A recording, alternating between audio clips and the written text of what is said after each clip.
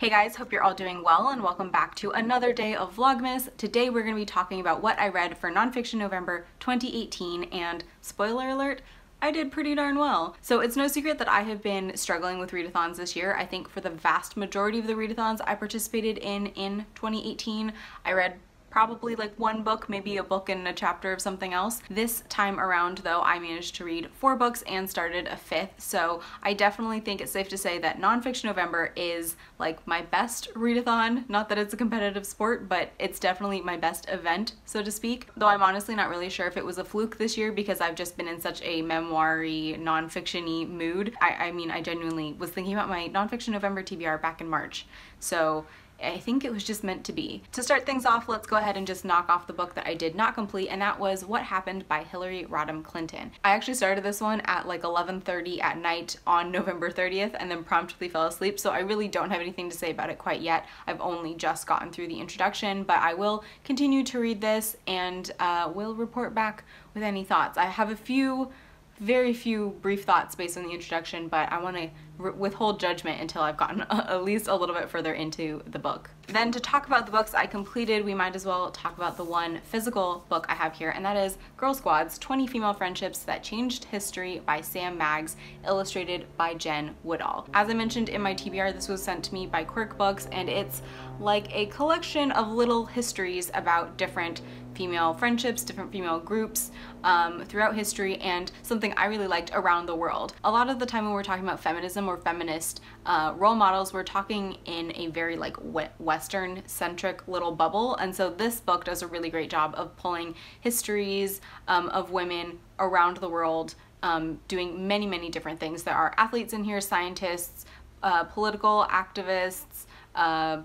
did I already say artists? I particularly really liked the section on the ladies of the US Supreme Court, but that's again just kind of the mood I've been in this year. To continue the positives with this book, I really liked the writing style. It very much feels like something Quirk Books would pick up, in the sense that a lot of their nonfiction has like a very kind of snarky tone to it, and this definitely has that snark factor. She has a very irreverent tone when it comes to talking about society and history as a whole, which I just think fits really well into this whole little package. So yes, I did enjoy this book, though it's not something I think is amazing. It's definitely not something I think you have to have in your library. I think my opinion of that really comes down to this pesky little subtitle here. This is something Olive also mentions when she talks about nonfiction with this kind of a subtitle, but basically when you say that what you're writing about has changed history, you're setting a really high bar for the content of your book. And quite frankly, I don't think all of the female friendships in here, all of the girl squads, necessarily hit that level of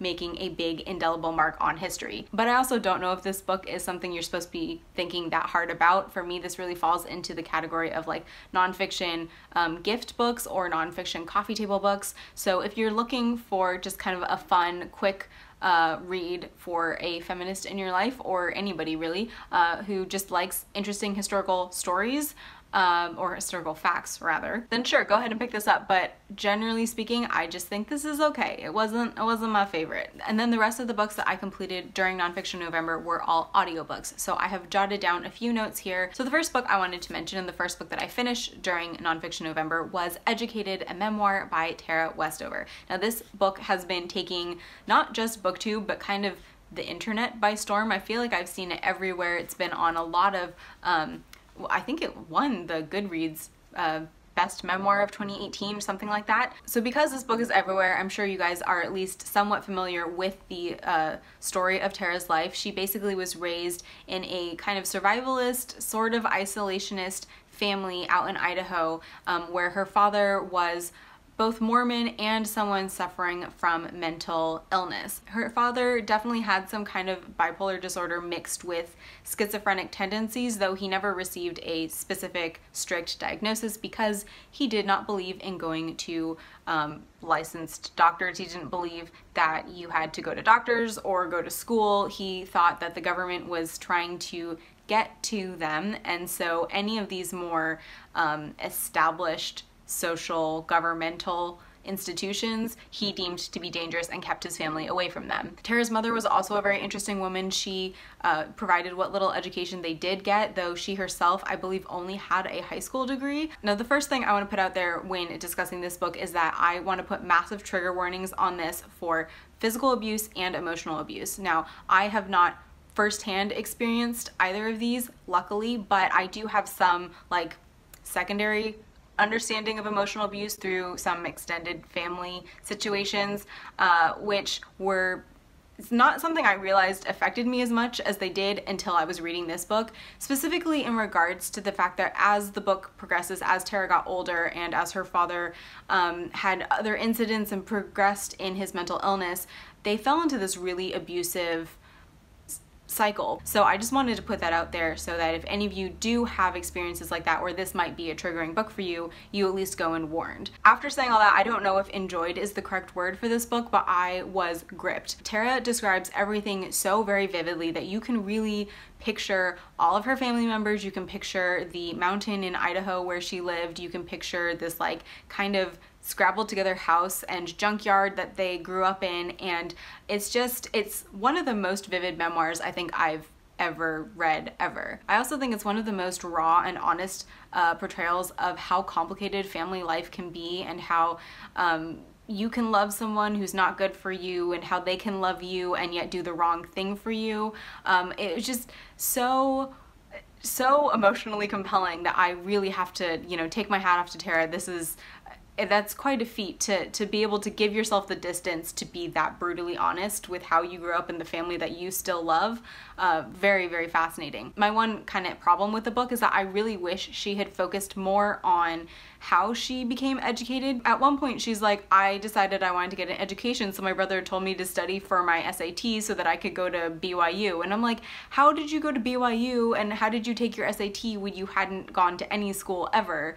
I just wish she had talked a little bit more about that transition period. The next memoir that I listened to during November was Becoming by Michelle Obama. Now, I should have just put this on my TBR because I knew I wanted to listen to it as soon as it came out, but I actually totally forgot it was coming out in November, and then my mom sent me an email and she was like, Obama's book's out next week, and I'm like, okay, going, it's on my TBR, everything else is going on hold. So this obviously is Michelle's memoir, and she goes all the way back to childhood, growing up in the south side of Chicago, all the way up through meeting Barack Obama while working at a law firm, and then ultimately becoming the former First Lady of the United States of America.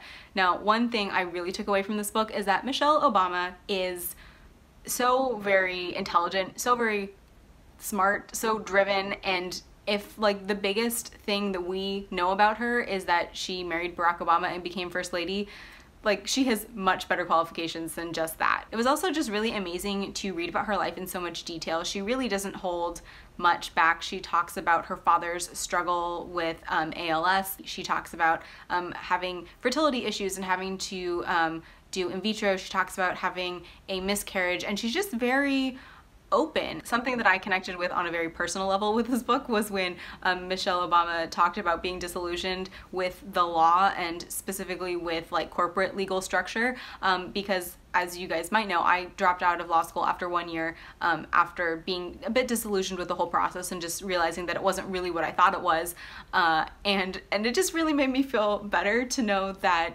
even Michelle Obama wasn't super happy about going through law school and doing the whole lawyer thing. Two other things I really liked about this book is that, one, it's a really intimate portrait of Barack Obama, obviously coming from the person who knows him best in the world.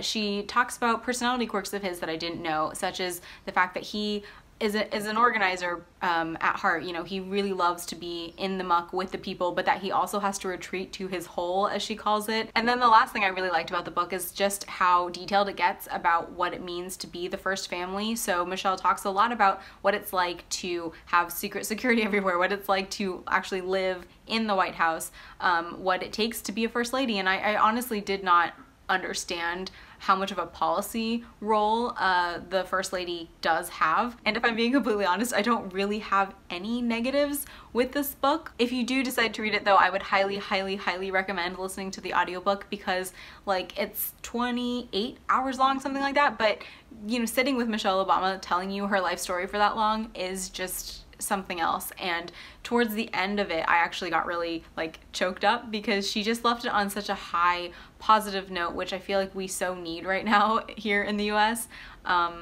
Yeah, it's a great book and I really would recommend it to all of you. And then the last book I read in November has a long title, so I'm going to refer to my notes. It was 9 Lives, My Time as the West's Top Spy Inside Al-Qaeda by Ayman Dean, Paul Cruikshank, and Tim Lister. Now, hopefully, we'll see, hopefully this video does not get demonetized, because last time I talked about a book to do with counterterrorism, I was demonetized. Actually, last time I talked about Trump in a video, I was demonetized as well.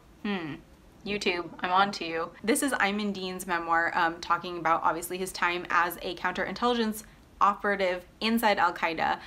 He left home, I believe, at 16. He grew up in Saudi Arabia and then left home at 16 to join Al-Qaeda fighting in Bosnia, and basically was an active member through his early 20s. And it's really such a fascinating story because at some point in his 20s, Ayman realized that Al-Qaeda wasn't just about protecting Muslim civilians, but they actually wanted to hurt non-Muslim civilians, and he didn't feel like he could justify that. He didn't feel like that was an accurate interpretation of his faith, and so he was like, nah man, I'm out, and ended up taking sensitive material, taking Al-Qaeda intelligence and taking it over to British intelligence and working with MI5 and MI6. This is the second memoir I've read this year in regards to countering Islamic extremism and terrorism, but I think what really sets this book apart is that it gives some understanding of why these young people feel drawn to terrorist organizations, why they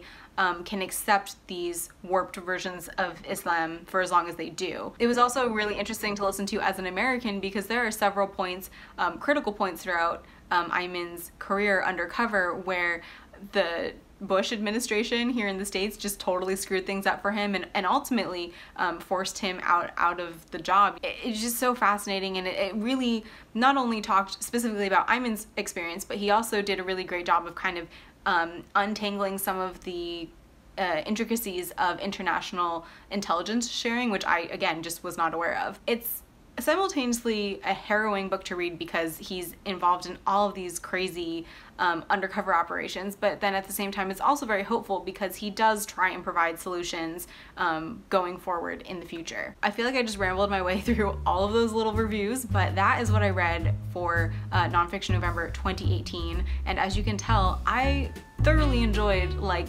90% of what I read. If you guys have read any of these books and you would like to share your thoughts with me down in the comments below, I would really appreciate that. I would love to hear what you thought of them. And if you have any suggestions for me based on what I read here, if you know of things you think I might like, definitely let me know those as well. But that is all I have for today's video, so thank you guys so much for watching. I hope you enjoyed it. I hope you're having a fantastic day, and I will see you tomorrow. Bye!